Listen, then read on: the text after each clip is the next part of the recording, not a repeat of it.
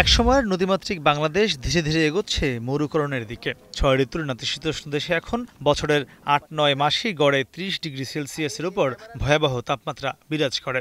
সাম্প্রতিক সময় দেশের তাপমাত্রা ছাড়িয়েছে ৪২-৪৩ ডিগ্রি সেলসিয়াস। মূলত নদী ও খালে অবৈধ দখল, দূষণ এবং যেখান সেখান থেকে বালু ও পাথর উত্তোলনের কারণে হারিয়ে গেছে দেশের অসংখ্য নদ নদী ও খালবিল। শিল্পায়নের নামে প্রবাহমান নদীর উপর গড়ে তোলা হচ্ছে বড় বড় শিল্প কলকারখানা। সব মিলিয়ে দেশের নদ নদী, খালবিল ও পরিবেশ ভয়াবহ হুমকির মুখে। তাই বাড়ছে নদী ভাঙন, বাড়ছে বাস্তুহারা মানুষের সংখ্যাও। যদি উত্তর হয় না, তাহলে কি নদীটা? এসবের হাত থেকে দেশকে বাঁচাতে ঢাকায় অনুষ্ঠিত হলো জাতীয় নদী সম্মেলন। দেশের ৬৪টি জেলা থেকে নদীকর্মীরা এই সম্মেলনে অংশ নেন।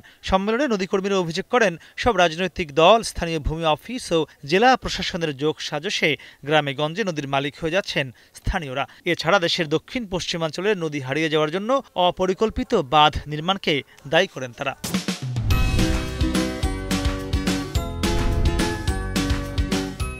পোর্টাল ব্যবস্থা করার মধ্য দিয়ে নদীগুলোকে বেঁধে খানিকটা সার্কেলের মতো করে ফেলা হলো। নদী যখন বেঁধে ফেলা হলো, তখন যে সংকটটা দিল, জোয়ারের পানি আর প্লাবন ভূমিতে যেতে পারে না। জোয়ারের পানিতে আসে পলি, সেই বিপুল পরিমাণ পলি এসে আগে স্লুইস গেটের সামনে পড়তে শুরু করলো, নদী উঁচু হতে শুরু করলো, আর বিলভূমি নিচু থাকার কারণে জলাবদ্ধতা দেখা দিল।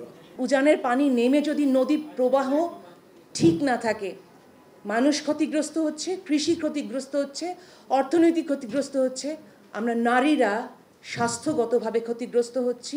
নতুন ভূমি জরিপে সিএস থেকে যতগুলো নদী বাদ গেছে, এক নির্দেশনায় সমস্তটা বাতিল করে দিয়ে সব সিএসে ফেরাতে হবে। নদী হারিয়ে যাওয়ার জন্য গবেষকরা বিভিন্ন মন্ত্রণালয়কে দায়ী করে বলেন, শিল্প প্রতিষ্ঠানগুলো শ্রমিকদের স্বার্থ রক্ষা না করলেও যখনই নদী দখলের অভিযোগে তাদের স্থাপনা উচ্ছেদ করতে যাওয়া হয়, তখনই তারা শ্রমিকদের চাকুরির দোহাই দেয়। নদী সংরক্ষণ আইন করার দাবি জানিয়ে তারা দখলদারদের ঋণ না দেওয়ার আহ্বান জানান। আমরা নদী রক্ষায় একটি আইন চাই। আমরা চাই না নদী রক্ষা কমিশন বেছে বেছে এমন সংগঠনকে নেক যারা আসলে নদী রক্ষায় কাজ করবে না। নাব্যতার অজুহাতে বালু উত্তোলনকারীদের কাছে আমাদের নদীগুলো দয়া করে তুলে দেবেন না। নাব্যতা রক্ষা সরকারের দায়িত্ব। নদী বাঁচাতে দুর্বলতা ছিল স্বীকার করে সম্মেলনে অংশ নিয়ে নৌ প্রতিমন্ত্রী বলেন, নদী দখলদারদের বিরুদ্ধে বর্তমান সরকার জিরো টলারেন্স নীতিতে রয়েছে।